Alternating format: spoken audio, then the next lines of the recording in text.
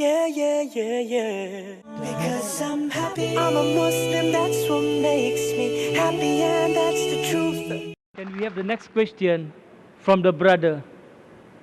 Good evening. My name is Mahisan. I'm from Singapore. I work for a shipping company as a superintendent. I'd like to thank you and the organizers here for giving this opportunity.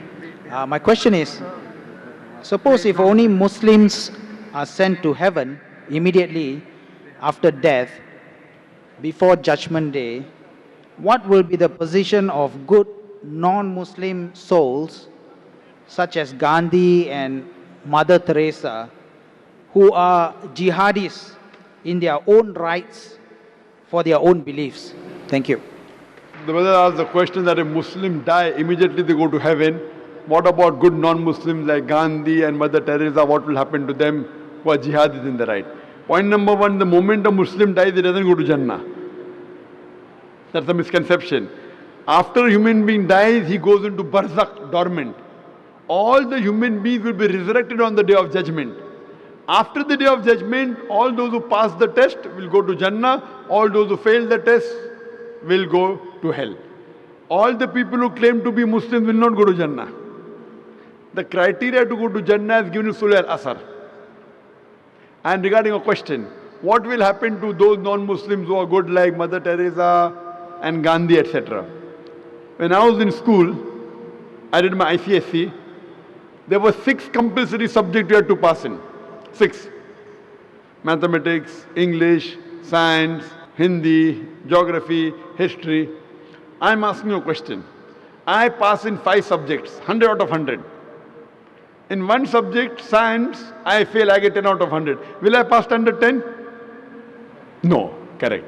Similarly, to go to Jannah, there are 4 things required according to Surah Al-Asr, chapter number 103, verse number 1 to 3. Wal as innal insana fi khusr illa allazina amanu wa amilu salihati wa tawasaw bil haqq wa tawasaw bis sabr. By the token of time, man is verily in a state of loss, except those who have faith, those who have righteous deeds, those who exhort people to truth, those who exhort people to patience and perseverance.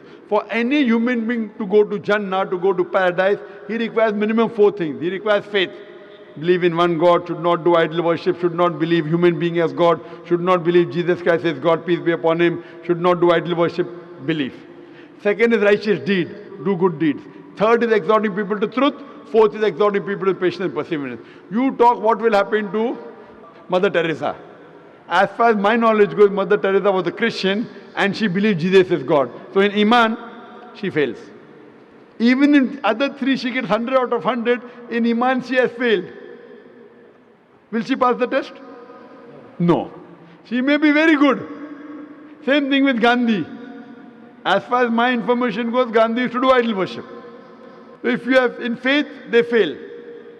Maybe in good deeds, they might have got good marks. Maybe.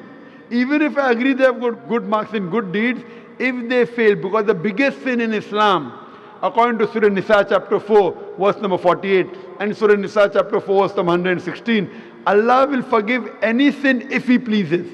But He will never forgive the sin of shirk, associating partners with God. So anyone who associates partners with God, and if he dies as a mushrik, he will never go to Jannah, he will go to hell. Even those who claim to be Muslim, they will not go to Jannah unless they have faith, they do righteous deed, they do dawah, exhort people to truth, and exhort people to patience and perseverance. Only those people who have namesake, Naam, Zakir, Abdullah, Sultan, Muhammad will not go to Jannah. They have to pass in all these 4 criteria, then they'll go to Jannah. Hope that answers the question. Thank you.